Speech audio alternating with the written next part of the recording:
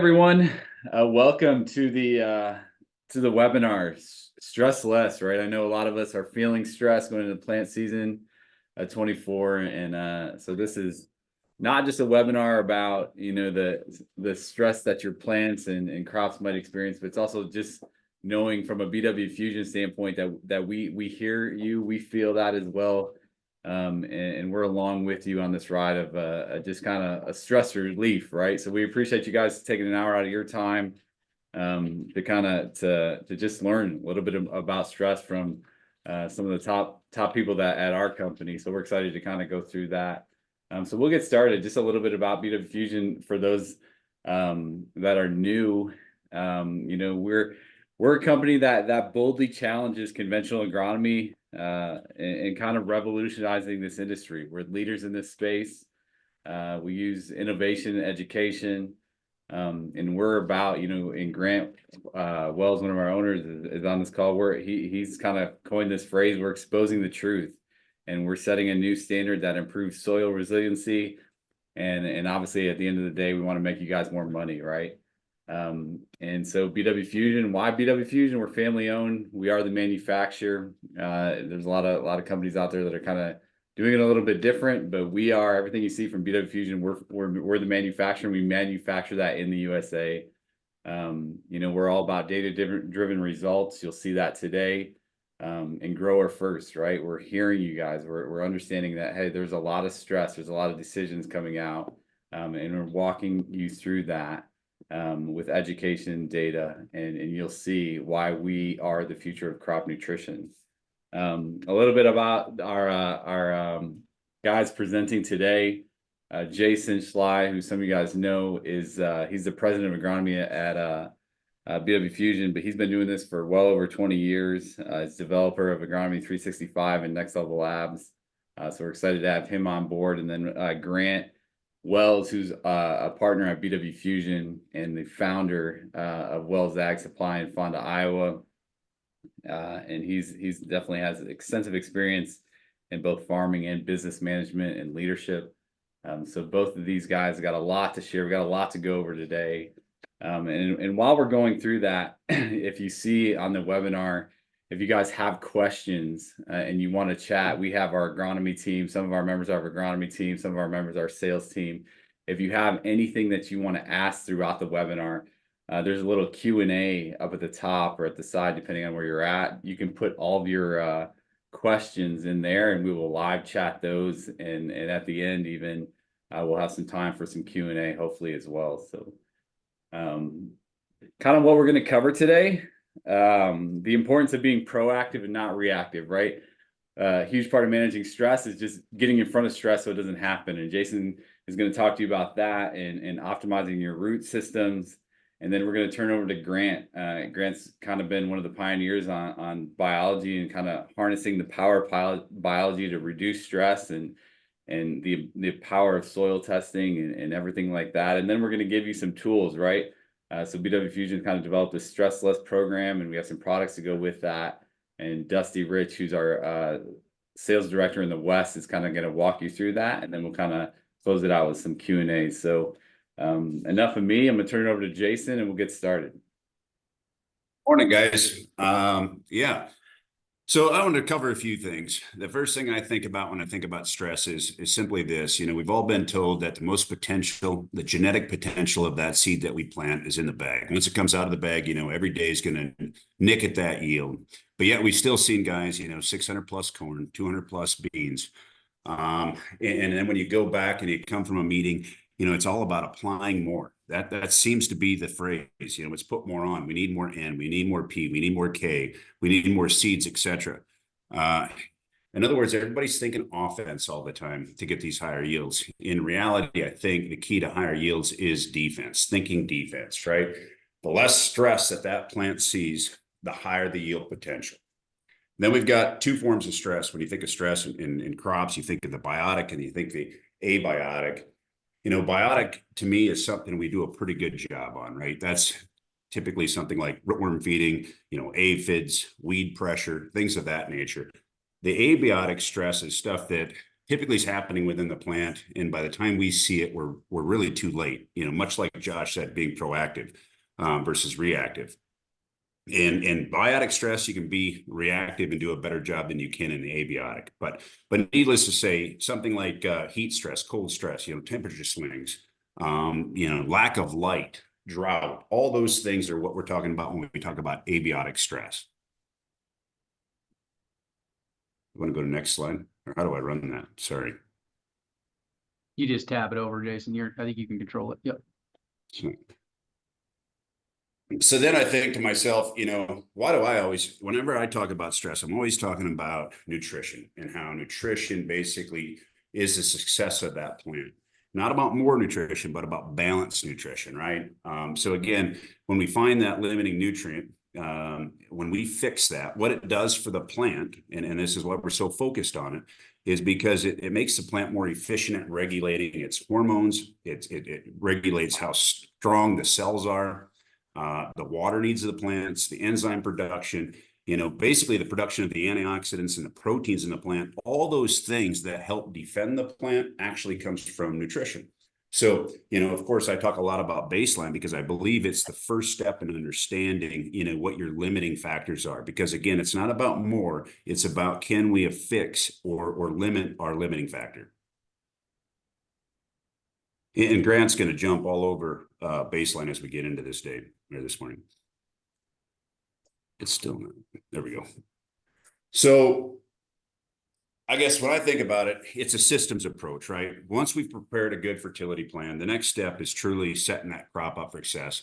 And what I mean by that is setting that rhizosphere. That's the first thing you should be thinking about after stand establishment, is establishing a rhizosphere, a healthy rhizosphere.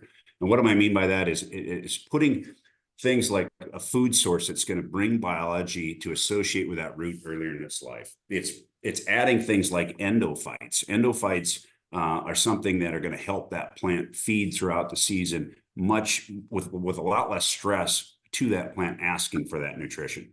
The way I kind of think about it, when I think about that rhizosphere and drawing the biology to it, is the plant's going to eat better. It's going to take less water when it has the nutrition right beside it. And why does that happen better when you have endophytes and bacteria? It's simply like this. The bacteria is basically going to be the chef in that room, right? It's got a personal chef.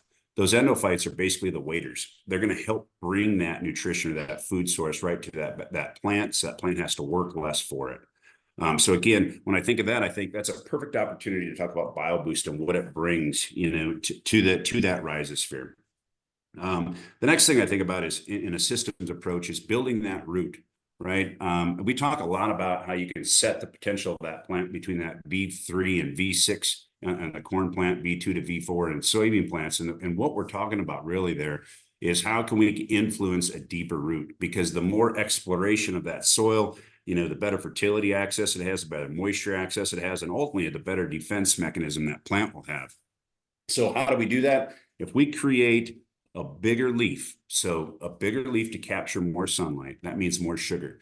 So two things that are direct impacts of a bigger root is a bigger leaf and the more sugar we produce, because the more sugar we produce, the more it wants to share in its root system through an exudation. And that's what carries the hormone auxin down through that plant. And that's what builds that bigger root.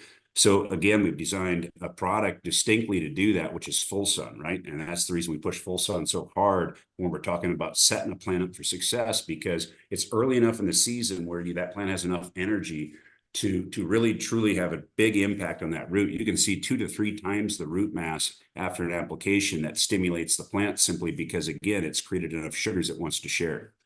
The next part of that I think about is we go through herbicide stresses. That's another abiotic stress, in my opinion.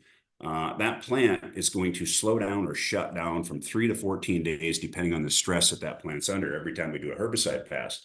But if we don't use a herbicide pass, we're going to create biotic stress, right? Because that's weeds. That's impacting that plant.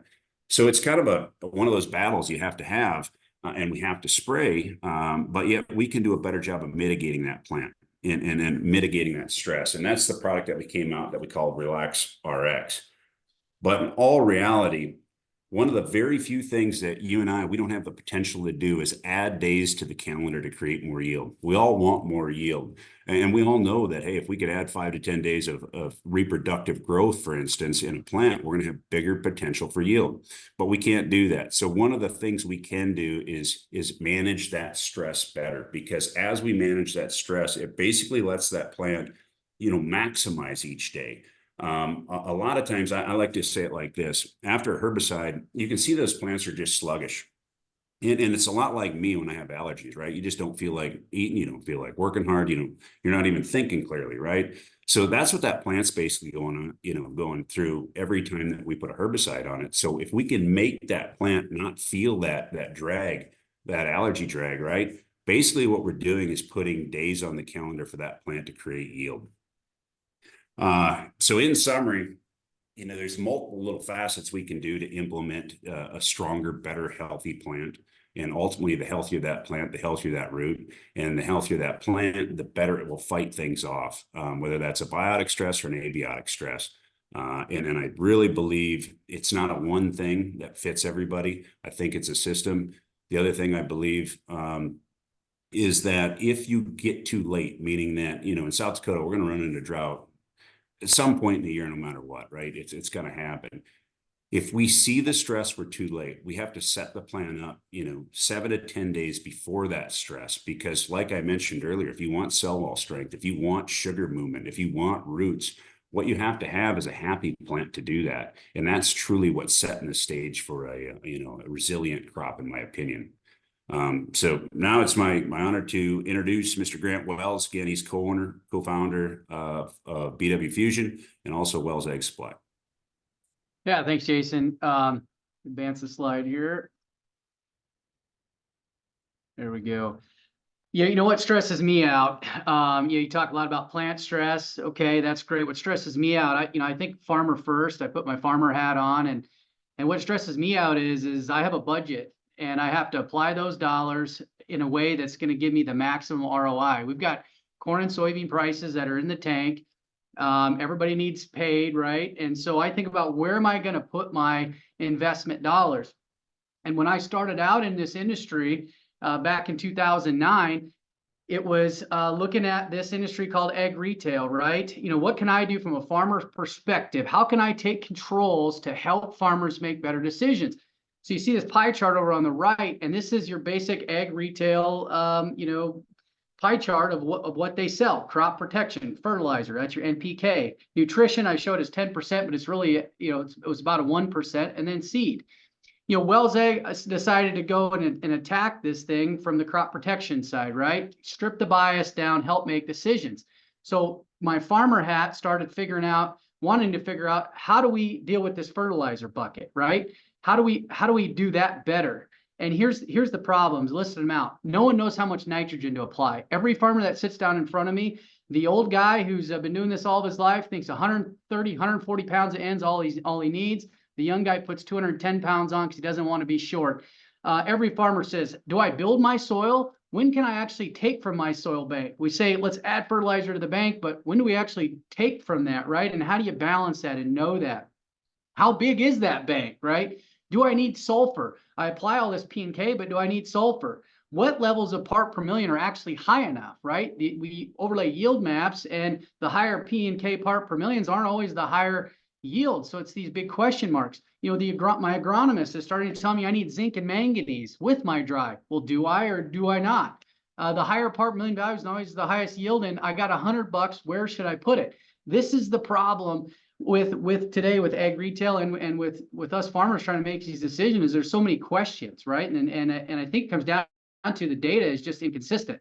Here's the problem with the nutritional biological bucket, right? There's no EPA regulation. So we can get on here, tell you all these stories, put all this crap in a jug, market guaranteed, and there's no one there to hold us accountable for it, right? So everybody, if I'm a farmer, I'm going to background check that guy. I'm going to see who's he hang around with, what's he saying, that just doesn't work, right? So there's no EPA regulation. It's inconsistent from farm to farm. So I'm in this ag retail space, and I'm trying these foliars, trying to figure them out. And I'll take a foliar from a XYZ company and apply it to a farm, get 10 bushels. I'll go to this next farm and get nothing. We can't make business decisions off of this, right? There's no university data to help us farmers figure this stuff out. And when we do try to attempt to pull tissues and look at that, these targets are not accurate. We get the analysis back from all these labs that have been doing this all these years, and that guidance isn't actually correct. So the problem with those two buckets is just inconsistency, a lot of what ifs, nobody knows. It's a lot of theories and a lot of guessing. And so what I set out to do, I heard in 2012 that Monsanto dumped $1 billion into the biological space. So I'm going, all right, this is gonna be something. And we had built this business based off trust, right? Based off our reputation. We want to be the front end of this thing. We want to help our farmers through this. We want to be able to tell them it's garbage. Don't use it, right? And so Monsanto's in this space. I sought out family-owned companies who had good tech who weren't bought out yet, right? Found Biodyne. Okay. Found them in 2014. They had these two big teams of biology, 40151. You guys heard enough of it by now. On my farm and as an ag retailer, I go to work at trying this, right? And what do we know how to do back at that point, right? It's put it on half a farm, check the yield monitor, right? Dig roots. And I tell you, with the 401 team, 70% of the time we get positive return on investment. Great. Okay. The 501, we would sell it as a stubble digester. And, it was hard to quantify. It definitely ate stubble, but beyond that, you couldn't really quantify it. Till you dig deeper in here, right? You see that all these yellow ones that I highlighted, these are all the NPK solubilizers that are in these teams of biology. If you actually add them up, it's like 16 some different strains within each subspecies that free up NPK. So Gil and the team, right? They're telling me, hey, Wells, as a dealer back then, this is going to free up a bunch of fertility. I'm going, okay, that's great, but we need to ground truth this thing. So a lot of times what happens on my farms is, guys that know me, is I'm willing to sacrifice my yields to help figure this out for the farmers, right? That's why we're doing this. And so what I ventured out to do, and I'm like, all right, Gil, we're going to put your money where your mouth is. And I'm going to apply no phosphorus on this farm. So you got the same farm, you got a P&K map here. I hired an agronomist who does by soil type, so similar to a grid, not exactly, but this is not baseline, okay? I had him do the testing, and I applied those two teams of biology to these farms, and I said, let's just see what it shows, because my reputation's all I have in this industry, and the last thing we want to be able to tell a farmer is apply less, and he walks away mining his farm. Okay, let's dive into the data. So we got 0 units of P applied. Over 4 years, it called for 262 units. My exact change on my ppm was exactly no change, 29 to a 29. Potassium, I put on 220 where it called for 284. I raised that one up by 15 part per million. Okay, well, that's one farm. How about another farm? I got half the amount of P on this farm. I raised it by 11 part per million while using those two teams of biology. Potash, I did a build rate, still blew it way up by 63 part per million. Next farm, I applied 71 units, only 29% of the phosphorus needing for removal, and I grew that malic part per million by 10. Potash, I put on 77% on this farm, blew it up by 44 part per million. Next farm, only 67% of the phosphorus, raised it by 15. Next farm, did a little bit of a build rate, still blew it up by 74. This one, no phosphorus at all, raised it by 4 part per million on the malic test. Potash, I went ballsy on this one. I only did 126 units, about 40%, and I mined it by 20 part per million. So now I'm going, okay, in my Northwest Iowa soils, potash is kind of a thing, but so far I'm ripping it out with what I'm doing. So we gotta figure out potash even further, because look at this farm, 18 units on P, we raised it by 7, but here I only applied 31% of the potash and raised this one by 24 part per million. So now I've got a lot of questions going, how do we figure this out further? Because I've got a farm that I applied, 40% and I mined some of the potash, and I've got farms where I applied, a lot less and I raised it. So there's more to the story, right? And so that's what Agronomy 365 was. So, the Biodyne folks, the Wells folks decide to join together and say, we got to figure out this 30% of the time when we're not yielding. We got to figure out why we're getting 10 bushels 70% of the time. We got to figure out a way to quantify this Biodyne 501 team, right? And so we right away get to meet Agronomy 365 and Jason Schley, and I'm texting Gil and I'm going, all the data, all the proof is done. All the targets are done. We just need to plug our products through this to see what they're going to do and then figure out solutions for the 30% of the time. Jason introduces us to this concept. And I'm going, this makes so much sense, right? So what is this? It's the middle pool. That's that malic pool that I was just showing you that I was raising on all my farms. Well, I was putting on a lot less synthetic fertilizer than Iowa State said I needed, but yet I was raising it. So what was going on? Okay, there's this total pool that's shown here, and also a plant available pool. So there's more to the story. And when we actually put a part per million value to these pools, this is from my farms, some of the farms I just showed you. We look at this extractable pool, 31 part per million. We all, as farmers, know we manage this phosphorus from like a 5 part million up to a 50, right? That's what we're managing. There's 2,772 part per million of phosphorus there. It's just locked up. Potash, we look at that number, 59,300 part per million of potash in the soil, just locked up. We as farmers are managing this 150 to 300 type pool, but this is extractable pool. And again, I'm all the way on the right side. That's a pool we've never heard of, right? That's the root exudates, what the actual roots can see. That's 100% available. The middle pool, again, is what we've been measuring, but it's still kind of bound up with heavy metals. And then that big pool is that's where your soil bank is. That's where all your extra fertility is basically gone to die, right? We're only getting a portion of that into that middle pool and available pool. The rest goes into this massive pool. And that massive pool is really the inorganic or the insoluble carbon in your soil.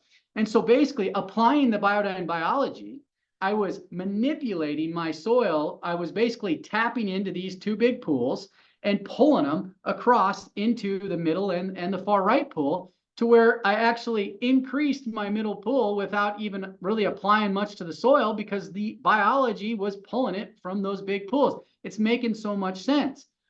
But when we look at this, I still have this problem, right? This is the recap on potassium on those 4 farms. Northwest Iowa, anybody that's been doing this, you know that potash is our issue, right? We walk out to Nebraska, it's phosphorus is their issue. That's neat as it goes on any farm anywhere.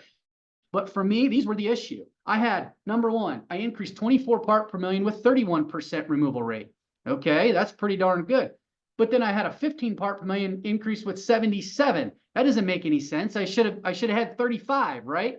Then I had another increase of 44 with 77. Now I'm even more confused. And then I had a decrease of 20 with 47%.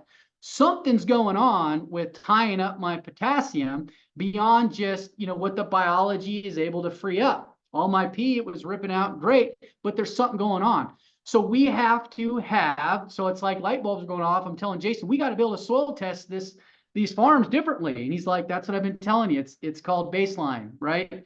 What is baseline? Okay, a whole different way to soil sample. That's not just a grid. It's a replacement for a grid. And we're taking these 4 maps, shoving them into one, right? This is some of the proprietary neat things that Jason does. I'm a high level guy. I know that the basic concepts here is that you look at that map in the middle. It looks like a yield map in a drought, right? The hills are the red, the dark green are the low areas. And we're basically going to treat this farm based on how the water flows, right? How the water flow accumulation, topographical wetness is another term, right?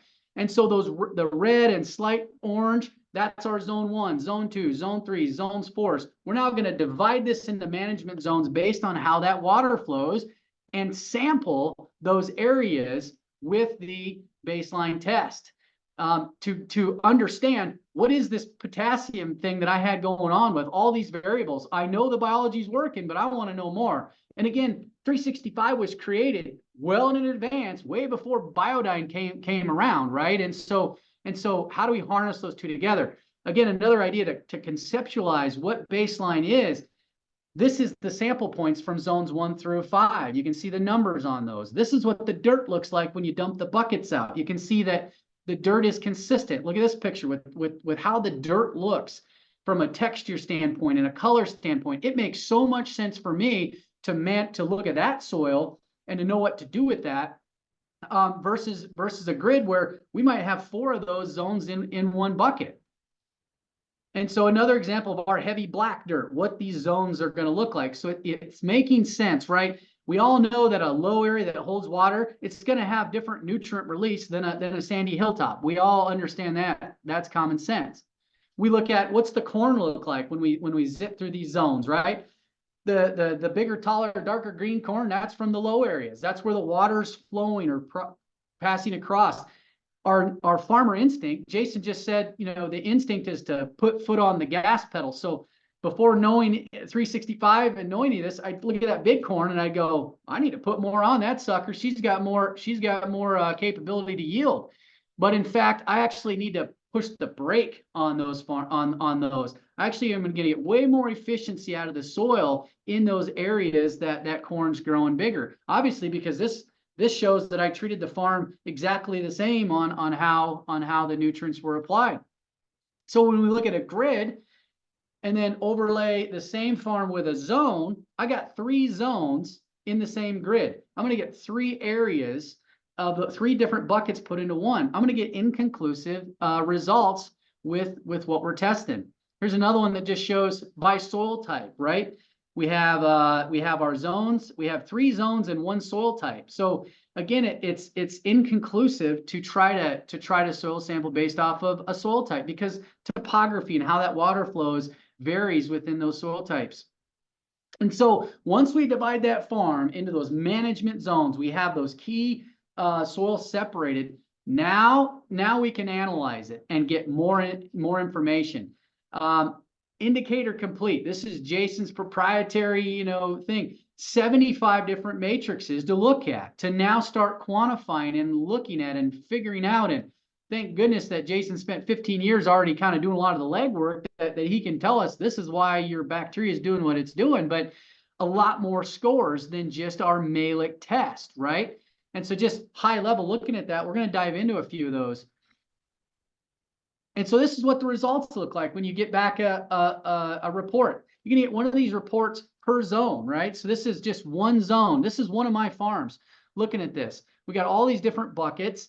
What's neat, what I draw into is the nitrogen ranks, the phosphorus ranks, the potassium ranks, because again, I want to know how much I actually need to apply. A 5 is a darn good soil. A 1 is a soil that's not real good.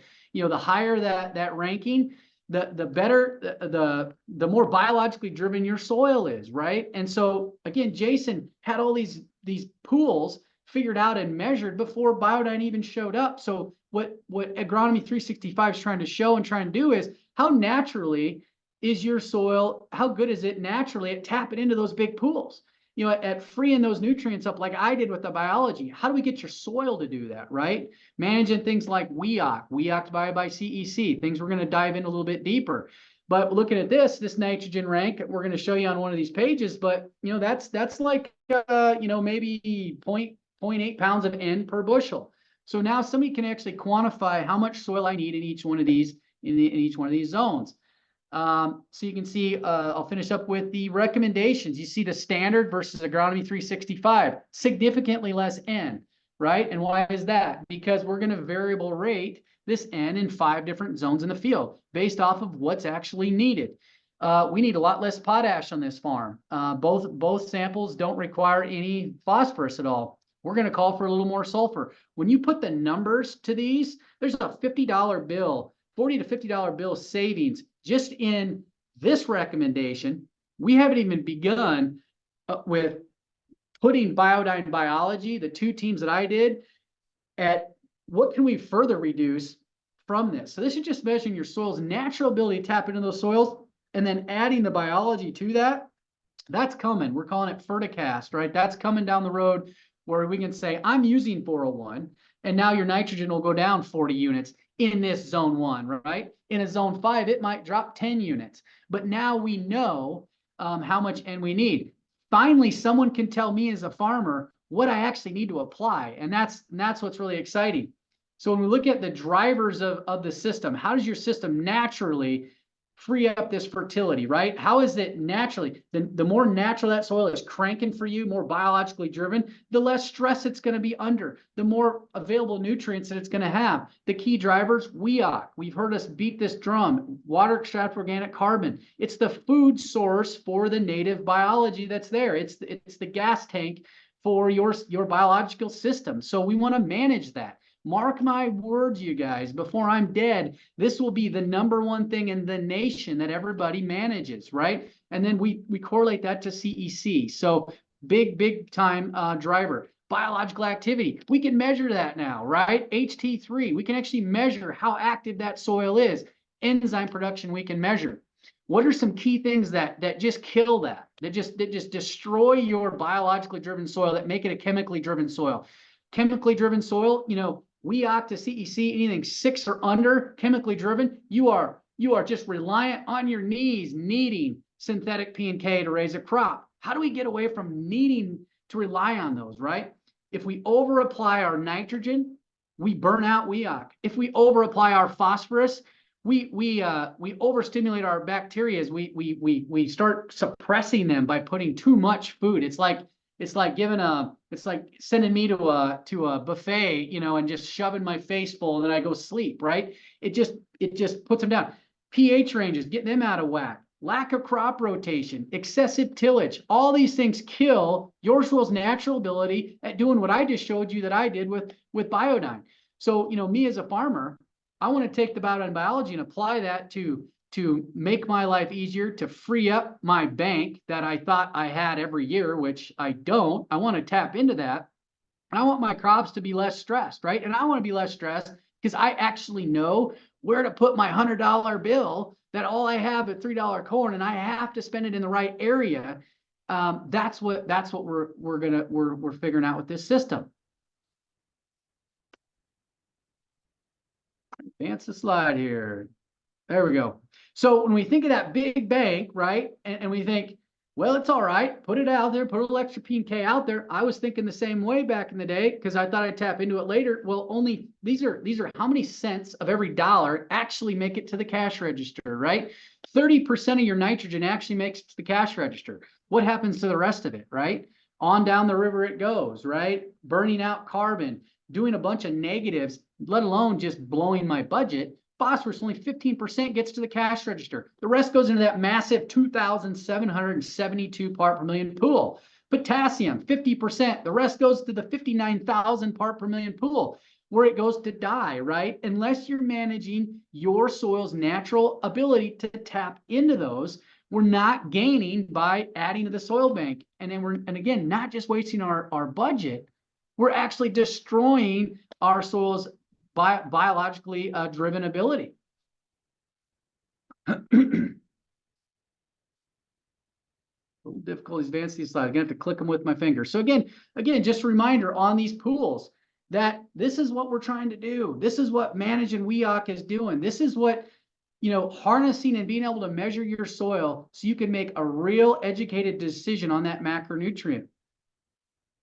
So we're diving into these, right? Just showing you a closer image of what that big report was looking like. WEOC to CEC, right? This is how biologically driven your soil is. When we see a 9, we're going, it's pretty darn good. Your soil's going to crank it out for you. I've got farms we're going to show you that over 6 years of using the 2 teams of biology and managing things differently, I've got 14s and 15s now. My NPK needs, synthetic needs, continue to go down the higher and higher and higher that I get that ratio, right? So these are all things we're looking at how much synthetic do I need? What's actually going to release? So when we look at nitrogen, look at all these ranks that come into ranking this 2.7% nitrogen. When we look at example for corn, if I had a rank, N rank of a 1, that's 1.2 pounds per bushel. If I had an N rank of a 5, that's 0.6 pounds. And so when we go through this, it's like you might have farms that are 70% zone 5, just on how they lay, and you only needed 0.6 pounds of N. Again, before we apply the Biodyne biology. And what's that worth?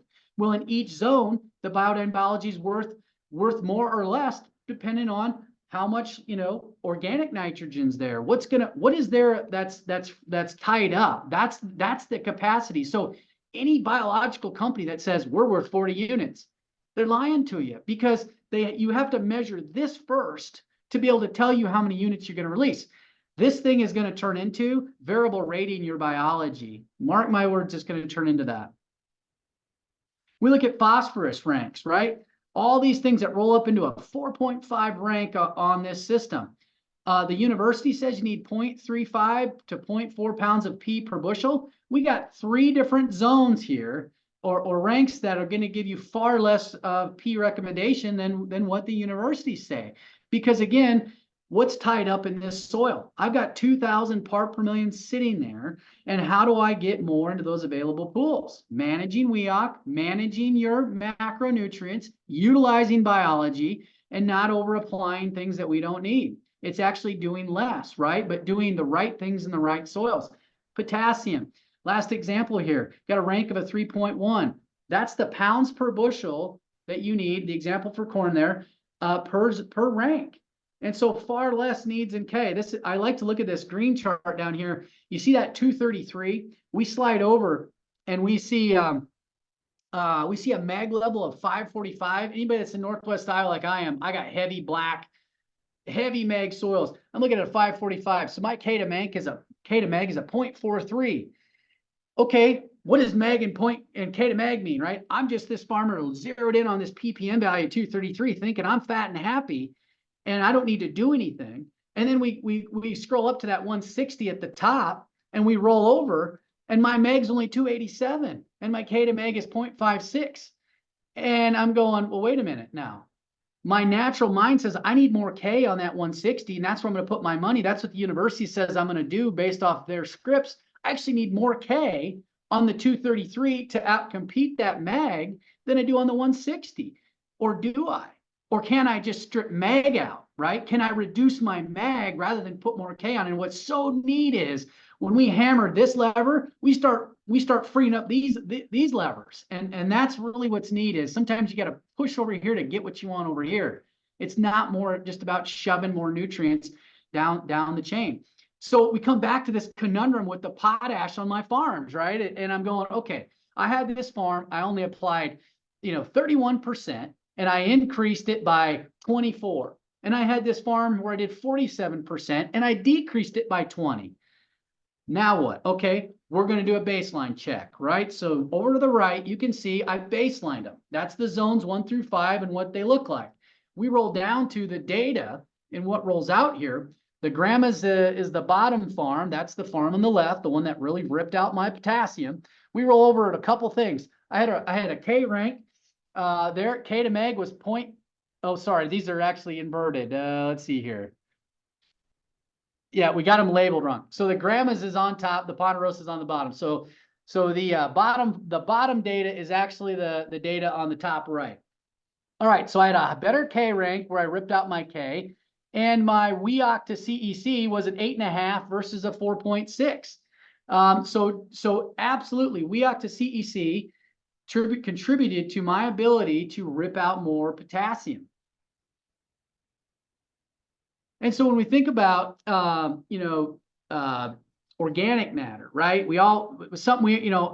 I'd get my soil test back and I'd get all excited because I had this organic matter off the charts. And yeah, I've got this big heavy black soil in Iowa, and I get all excited. But there's really no way to manage organic matter to make a management decision. And these things show this. This was done by a university. I think, Jason, I'll have you chime in here. But the data on the right is WEOC. If we take WEOC, soluble carbon, and actually measure that to CO2 release, how biologically active is my soil? It's directly related to WEOC. The biological activity or my soil's ability to tap into that big pool has nothing to do with organic matter. The organic matter is simply how large that pool of nutrients potentially is. How much nutrients are actually sitting there locked up with insoluble carbon, right? It doesn't tell me how much those nutrients are going to actually free up. Jason, you got to add anything to this slide? Sorry, no, not anything to add, but yeah, Penn State and University of Minnesota have both done these studies. Yeah, okay, there you go. So third party third-party data. So, we look at the tissue, right? This is an example of a tissue. The judge and the jury, I call it. We can't make all the decisions off of a tissue. That's what the soil's for. But we have the tissue to say, how we doing, right? How we doing, and to make maybe some in-season management decisions. And what's the neatest thing to look at this, because when I look at a tissue, it's also, how do I free up WEOC, right? How do I free up that soluble carbon? Finally, somebody can tell me as a farmer what I actually need from my tissue. We look at this NBI. You scroll down, it's kind of right above the charts. NBI, Nutrient Balance Index of an 11. The closer to 0 that is, the more perfectly balanced your crop is. A tissue is not about how high is my N, right? My N's at a 2. I'm sitting pretty good. No, it's actually, what's your relationship from nitrogen to potassium, right? What's your relationship from nitrogen to sulfur? So when I look at this, my bar charts are inverted like this. I look at this and go, I got good nitrogen, I got good. No, we actually need some potassium and sulfur to balance that nitrogen out. I don't need to apply any more nitrogen. My limiting factor is K and S. And if I can put K and S on, I'm going to bring that sucker back down. The closer we get to 0, the more healthy your corn crop is. The more healthy the corn crop, I'm going to show you here later, the more exudates get pumped into the ground.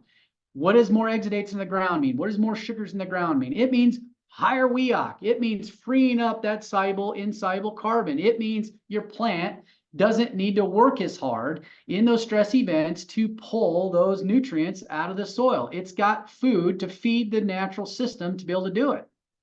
This is just a good example. How do we build WEOC? What are those examples of ways we can do this? This was on Mason's farm. He had let's look on the right first, on the right field. He had a 220 on the right side, a 245 on the left, and a 285 on the lower. The field on the part on the right, standard practice, he tried some neat things on the left, got some yield gain out of it, and the bottom left is was CRP for 10, 12 years. We go to soybeans, it directly correlates to yield, right? Why is that? Well, let's look at the next map. The higher the yielding corn, the better the overall more healthy the corn is, the more closer to 0 with NBI we can get, is we're going to be pumping more sugar into the dirt through the exudates to free up WEOC. Soybeans, they suck on WEOC. They need WEOC to nodulate, to put those nodules on early.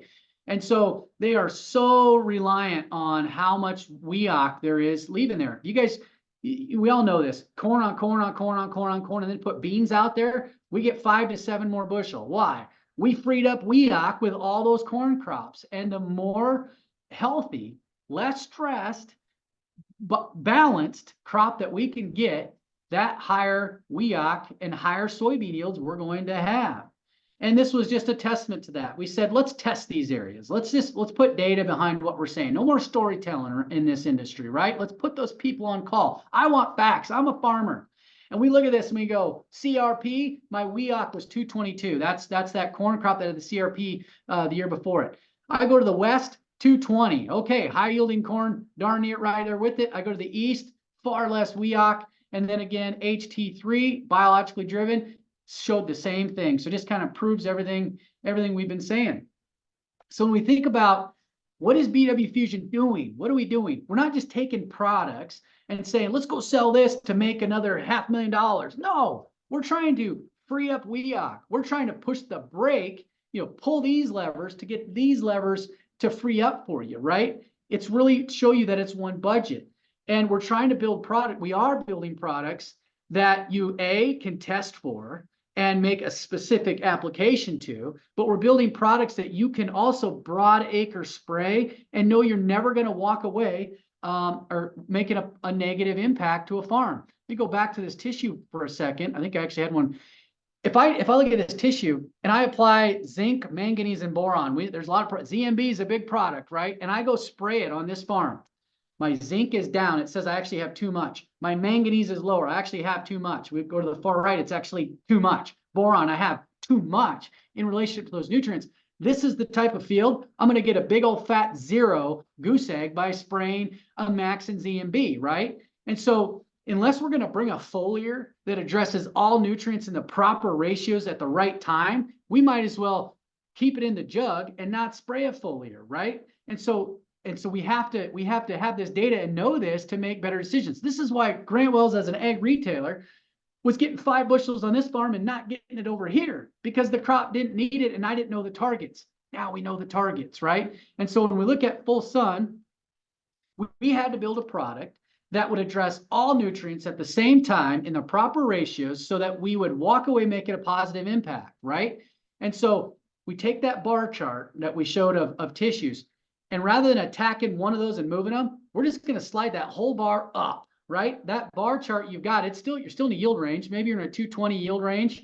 And by dialing it in a little bit, you get to 230. We're just going to put you into a whole different yield bracket, right? We're going to put you into a 230 to 240 bracket. Now, if you do a tissue, let's specifically manage you to get you to a 250, right? So what is Full Sun doing? What's really cool is we're bringing all the nutrients at the right ratios so that the plant above ground goes, I'm relaxed. I'm not stressed. I have what I need. Pump more sugar in the dirt. Put it in the ground, right? We get wider leaves. They said we can put more yield on. We get a bigger, wider midrib because those leaves are getting fortified and they want more sun because they're feeling healthy. Every time we spray Full Sun, every time our NBI goes down. What's neat is there's no nitrogen, phosphorus, and potassium in this product, and we see that bar chart come into the middle when we apply Full Sun. And that's because it's getting all those micronutrients in the right ratios that it's going, throw them exudates in the dirt, and we're going to tell the soil bugs to pull the NPK that we need out of the soil. And so it's basically helping the plant work with the dirt to let itself know what it needs rather than jamming it down its throat. And that's what's so really cool. And so when we walk away from spraying Full Sun, not only do we lower our NBI, anytime we do that, we free up WEOC. And if we can free up WEOC, soluble carbon, we get more yield in the cash register. Instead of 30% and 50%, we get 70 and 80% of those investments just by using a product like Full Sun. We look at, again, this is an example of that soil synergy where those exudates are pumping in the dirt. How do you get something to push down into the roots rather than take from the roots? And that's critical at certain times. And those are things we've learned over all the years. What's the right timing? We finally got that nailed down, right? Full Sun, 64 ounces at that post-chemical time frame. That's the time to be doing this product.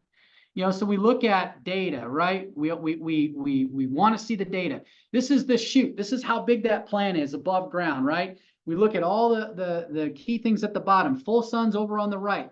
We don't see much of an increase in shoot growth. You weigh the plant, we don't see this big monster plant. That's good.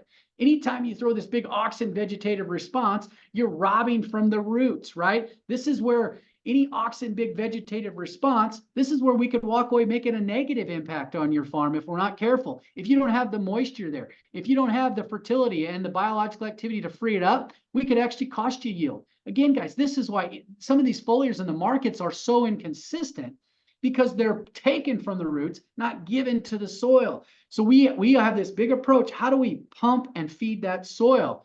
So root mass, let's weigh the roots. You want to take a picture of Full Sun, dig it up, and weigh the roots, and you'll go, oh, okay, that's what's going on. All that sugar pumping into the plant or into the soil is making those roots bigger, right? And then we look at HT3. Put my money where my mouth is. We can tell these stories that this is going to free up biological activity. We actually can measure it, right? If you have a baseline soil test and you have it divided into those management zones, we can actually tell you, yes, it raised HT3, biological activity. It raised it by 400%. Again, we showed you in previous slides that anytime we raise HT3, we raise WEOC.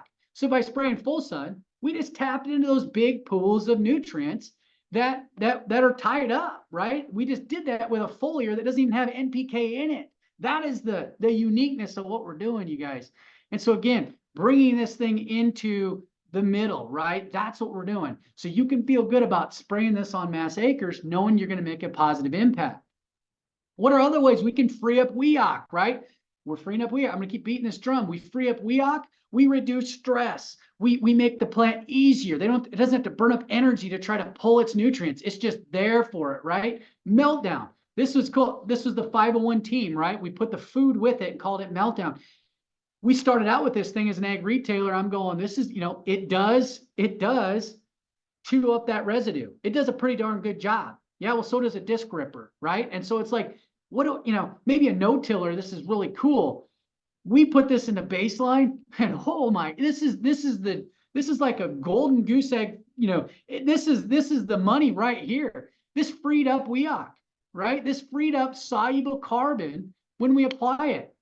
Cellulose, chitin, and lignin, that's what your residue is made out of. That's what carbon is made out of. Those are heavy carbons. And so when we put Meltdown on just by itself, it goes into that big soluble pool, or that insoluble pool of nutrients that's tied to insoluble carbon, and it starts breaking it loose and putting it into those other buckets. 28 to 30 of these degrade heavy carbons. Just awesome. And so what's cool is, we started out with 401. Okay, 70% of the time in furrow, right? I got a yield regain in my soils in Northwest Iowa. But if we march that thing into low moisture, low fertility, right? That thing is ripping it. That thing's ripping out a whole bunch of fertility, and it needs food to do that. And any biological, pretty much 98% of the biologicals in the market today, they take from your WEOC pool, right? 401 does that. It takes it. It needs gas. You got to put the gas with it. The neat thing is it's found in nature. So if there's enough nutrients, it'll actually go dormant. Anything genetically modified to rip out nutrients or nitrogen, it is basically mining your carbon down. Okay. And so what's really cool is, because we think of what can we spray on a mass acre where we know we're going to have to make a big impact and not going to hurt myself. Meltdown number one can go on every acre and you're never going to hurt yourself. It frees up WEOC by 70%. We have farmers who've used this 5 years, and we've increased WEOC by 170% over 5 years. So if we just take this product, Meltdown, and put it with 401 on every acre, 2-to-1 ratio is kind of what we figured out. We walk away, Meltdown making all the food the 401 needs to eat so that it can do its job, while also making more food for our natural biology, right? If we just had a biological that all it did would take from soluble carbon, like 98% of the ones out here, they starve your natural system's ability to tap into those big pools. Certain biologicals put your soil back into a chemically driven soil because it takes all the food out of your soil. It puts more reliance on synthetic fertilizer. And that is what's so neat, and what we found in this is that this thing here, it frees it up all day long. And so just some data, right? Here was WEOC and CEC, or HT3 and WEOC. You had HT3 on the left, WEOC on the right. The big numbers is HT3. So where we put Biocast Max. Okay, so we identified the two teams of 401, 501 need to go in the same jug so that we positively make a positive impact every time. We freed up HT3 biological activity 49 to 35. WEOC 216. We raised that sucker by 60 some part per million. And the agronomist people have been doing this. You know what that means for your cash register. It means a whole bunch of freed up available fertility for your farm to make it easier to get those nutrients. Amino, another innovation to help free up WEOC, to make your plant work less. Let's not push on your crop to push out more. Let's actually help it do less, right? In those stressful environments. This thing is money when it comes to anything in big stress situations. We not only bring a nitrogen load that's one step away from a protein, but we also are bringing, these are patented cobalt moly nickel sequestration that will help to metabolize the nitrogen in the xylem and the excess nitrogen in the soil. This is just showing the nitrate, urea. We look at like SRN25B, that's plugged that in at the urea. So now we've got to transfer to urease, transfer to NH3, transfer to amino acid, then to get a protein.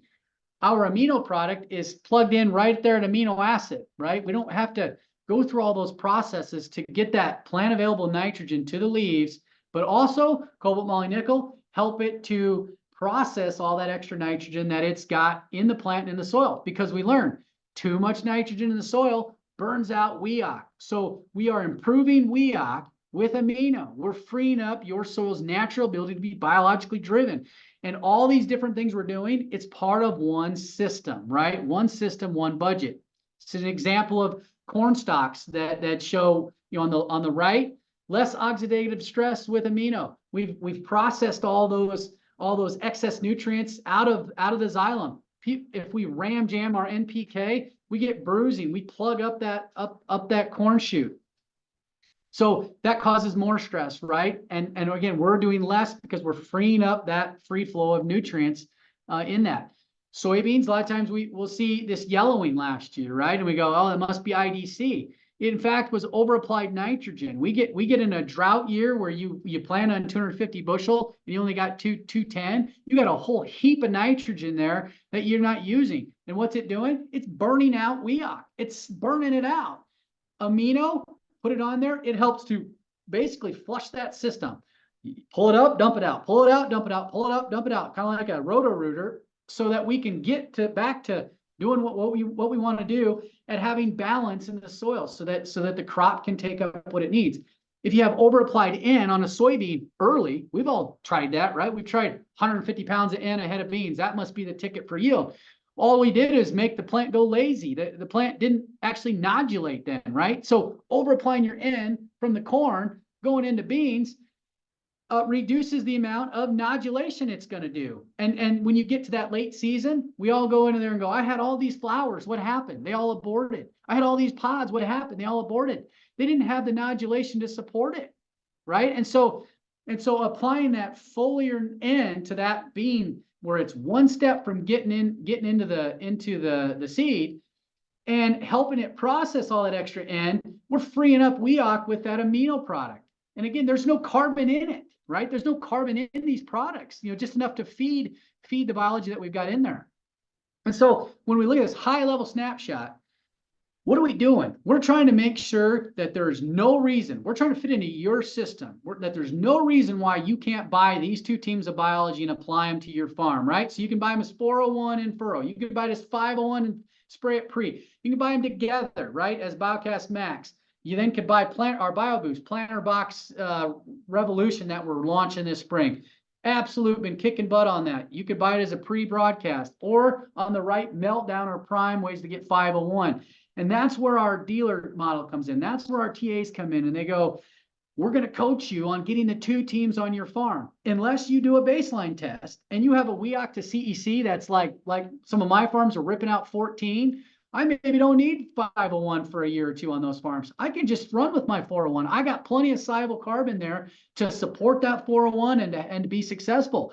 But any farmer that's been just driving NPK on his farms, just pushing on it, what we see usually is a 2, 3, 4 WEOC to CEC. So chemically driven, and you have just very, very, very inability to be able to tap into those big pools of nutrients that we showed earlier. So I want to bring on Dusty Rich now and just line out a few of these things, put his spin on it, because again, everything we're doing, you guys, is free up stress, create less stress on the plant, and really make it easier to produce yield. Trying to work on broadacre products that we can apply where we're going to have positive impacts every time. If you do the baseline test, we get really specific as well past that. Go ahead, Dusty. You bet. Thanks, Grant. Yeah, like Grant mentioned, you know, this is a stress less program. So, you know, we work on this throughout the growing season. We work on this throughout the winter time with, you know, baseline RX and soil samples and fertility RX. You know, back to looking at that soil system three-dimensionally. That's where the stress less starts. Understanding your soils, understanding how to manage those from a biological and a chemical aspect. Then we move into, you know, earlier Jason had mentioned, how do we really impact that rhizosphere, right? We have to create that synergistic effect between the plant and the soil and all of the native biology and the biology that we're adding to the system. So, you know, products like a BioBoost, where we can directly impact that spermosphere. Products like Biocast Max, we're impacting, you know, the overall rhizosphere. We're trying to create that synergy from the beginning to build that plant to better handle stress later on. Then we get into, our post herbicide times, or, our early vegetatives, where we can bring in things like amino to help with that, that early low energy cost to the plant nitrogen source, full sun, building up those sugars, pumping out those root exudates, really feeding that biology system, and expanding our nodal root system to explore more ground. The new product, Relax RX, we didn't really hit much on it. It's just kind of a limited launch this year. But back to Jason's point about applying those herbicide products and what that does to that plant for 3 to 14 days after application, and how much stress we put on that plant. How can we mitigate that stress? How can we keep that plant relaxed and happy through that period to keep the system flowing, keep pumping those root exudates out, keep feeding that biology, keep cycling that nutrition? Everything we do is based around trying to make that plant as happy as it can possibly be, because we know a happy plant is a happy soil, it's a happy system, and ultimately it's going to be a happy customer. So, then late season, we look at, what are we adding to those fungicide passes? The amino late is a big one. We've got another product coming here shortly, hopefully to be announced soon, that we can tag along with those fungicide passes that aid in that ethylene suppression, help that late season nutrition, doing all those things to keep that plant healthy and happy throughout the growing season. So it's part of a program. There's no one silver bullet. There's no go out there one time, $5, 5 bushels. This is a system, and our system is validated through the Agronomy 365 program. We're measuring things that others refuse to measure. So, we've got a phenomenal dealer network out there, phenomenal group of RBMs, TAs. Anyone here at BW Fusion is more than willing to answer your questions, take your calls, help you understand a little bit more about us, and hopefully ultimately let us help you. So there's some text here. You can text for information. There's a QR code. We're all available at any time. Reach out to us. We will find someone in your area, get in touch with. And this webinar it was recorded. We'll be getting this recording out as soon as we can to share with everyone registered, as well as anyone that would like to see it that maybe didn't have time to jump on here today. So thank you all very much for coming. Are we going to jump into Q&A, Josh? Yeah, Josh. Go ahead, Grant. I hope you guys are understanding that the BW logo, right? We didn't start this company to try to launch a product to go make money on it, right? We have to pay folks like Dusty and Jason. You bet. We got to make money to keep the lights on. This whole thing was, you remember the pie at the start of it, the egg retail pie where nutritional and P&K couldn't make sense of it. Too much inconsistencies. This thing was launched. This company was launched to tack those buckets, hit those pies, and bring some integrity to it. Expose the truth. Give me some data to make a decision on how much of this I need to do. When do I pull from my bank? When do I not? You guys, we are a data and education company that exposes the truth, and we are bringing solutions to these problems that we're uncovering with these products. We're not a products company, you guys. We're a data and education driven company, and that's who we will always be.